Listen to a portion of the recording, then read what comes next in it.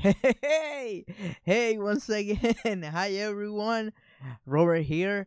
If someone told me that there was a live stream before this one, it is fake news. So, this is the first time I live stream today. So, welcome to my show.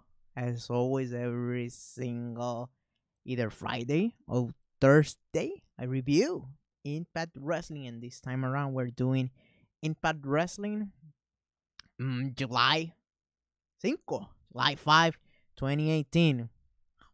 Finally made it work. My images. So holy cow. So let's talk about the match that a lot of people have been speculating about being, one of the top 10 matches of the year.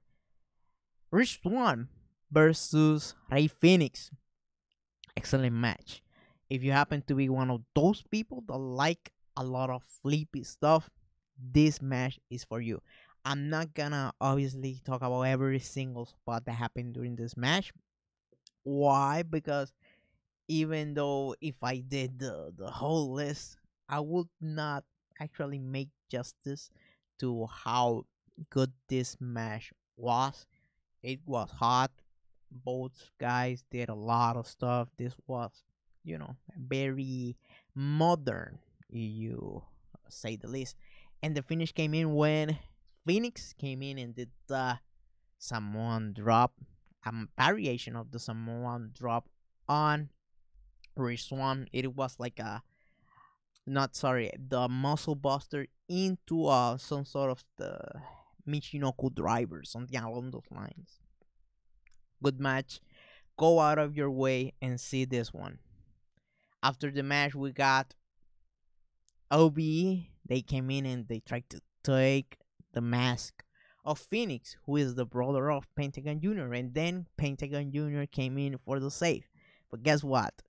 That Pentagon Jr. was not the real one, it was a fake one.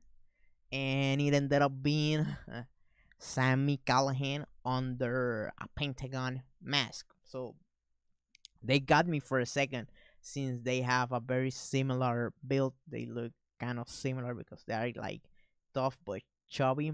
The only thing that tells them apart when they are inside of their, the Pentagon Junior clothes are the tattoos.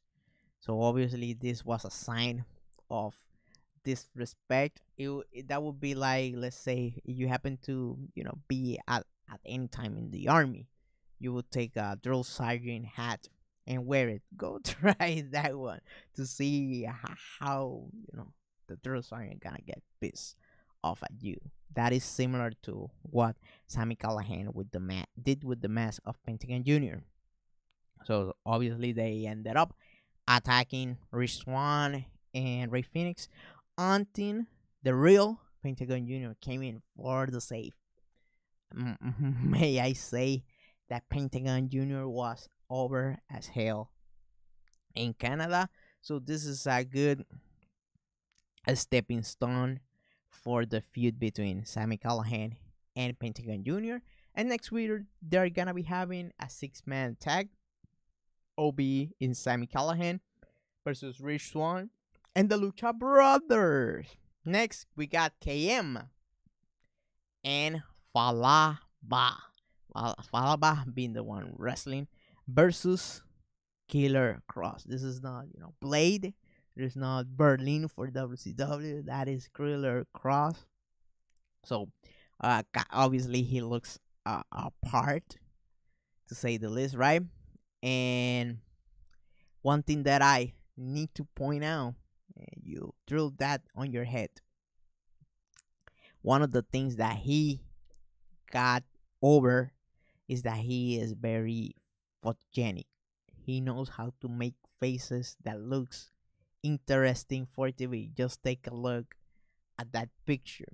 So this picture is gonna become a meme. I'm telling you.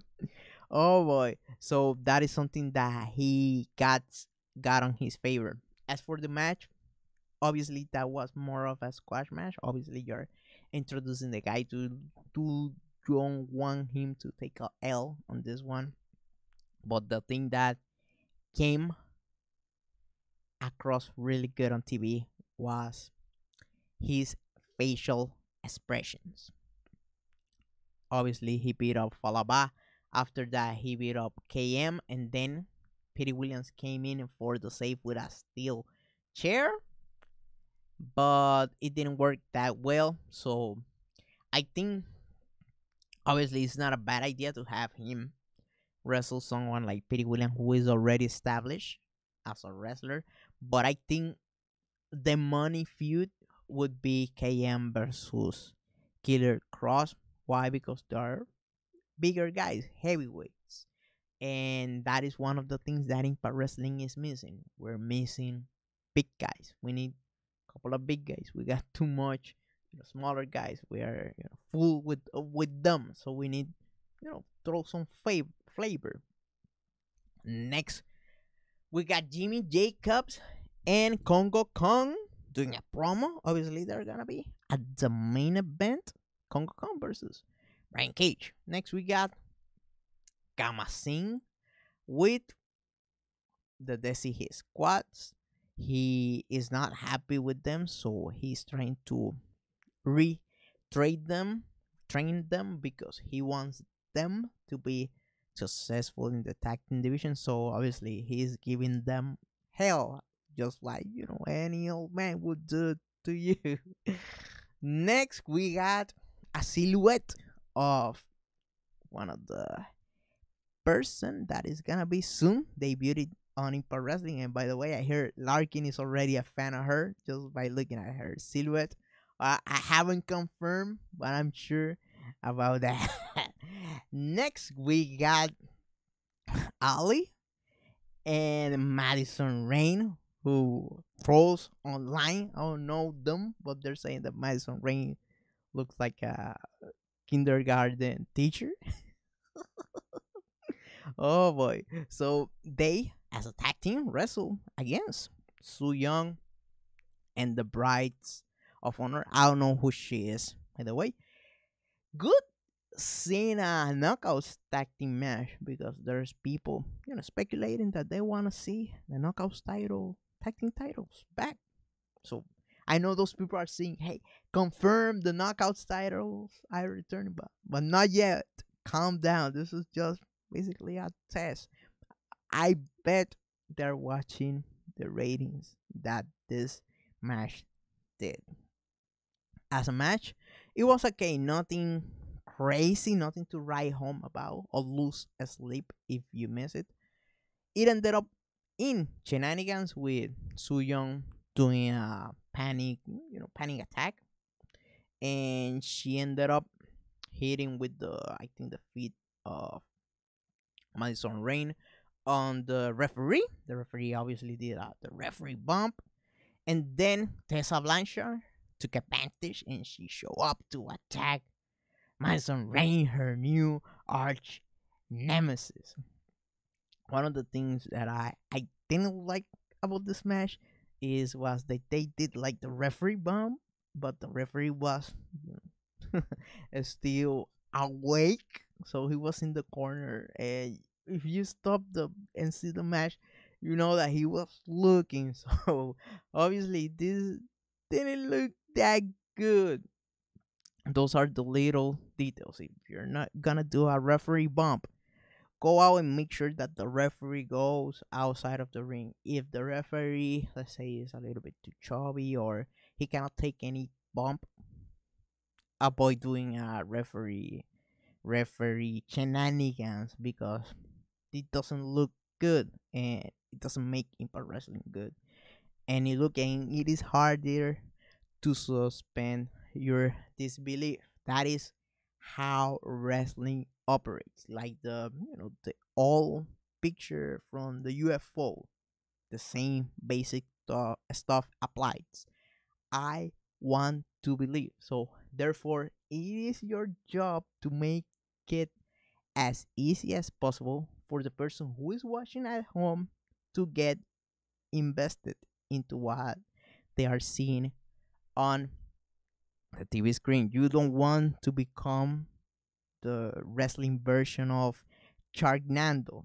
When you do stuff like this is the way you're going in. Don't do that. attention to details, and the devil is in the details.